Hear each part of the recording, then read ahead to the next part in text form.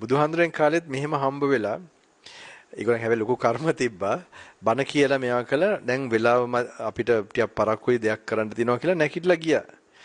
ඒතර ඒගොල්ලන් ගියාන් පස්සේ ඔය අජාසත්තට වුණා. ඕක තව කීප දෙනෙකුට. ඒතර බුදුහාඳුර සංඝයාට කියනවා දේශනා කරනවා මේ එයා ලොකු අලාභයක් යට සිද්ධ වුණා කියලා.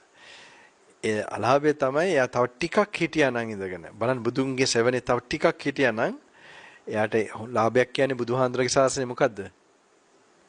මොකද්ද? මොකද්ද ලාභය කියලා කියන්නේ සාමාන්‍යයෙන්? නිවන කියන්නේ ඒකේ පළවෙනි පියවරක් වගේ තියෙන්නේ.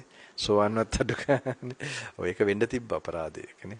ඒතර මම නිකන් තනියම නිකන් හිතනවා මේ ඉන්න අපි කියන්නේ තිබ්බනේ ඉන්න කියලා වගේ. එහෙම නෑ. බුදුන් වහන්සේ දන්නවා ඒ සීමා.